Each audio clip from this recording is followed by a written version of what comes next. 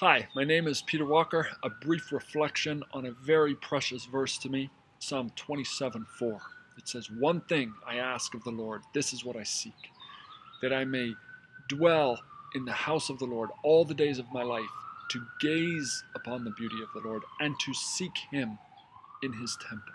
So David wants to be in the presence of God, but he says he has to do two things that seem oddly contradictory if you are in the presence of God. He says, I want to be in the courts of the Lord to gaze upon the beauty of the Lord. So that makes sense. If you're in the courts of God, in the presence of God, well, then you're seeing God and you gaze, you stare, you drink it in. But then he says, and to seek him in his temple.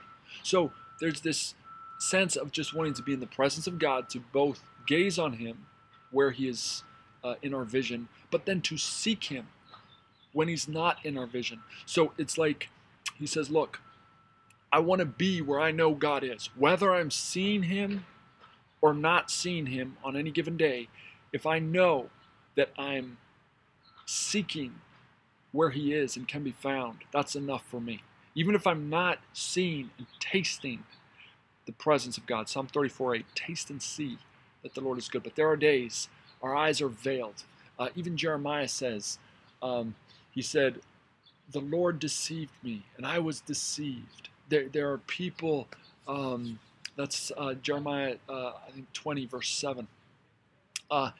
There are times where the darkness covers our eyes. Even Peter, walking on water, he sees Jesus, he gets on water, he's literally walking a miracle, and then somehow Jesus is eclipsed by the dangers around him and he loses sight, loses vision, starts to sink. It happens.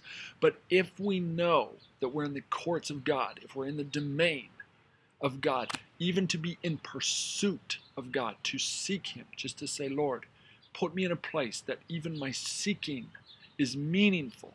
Psalm 27:4. That's enough for me. This day might be a day for you where you're not gazing on God, you're not seeing him. Well, then seek him.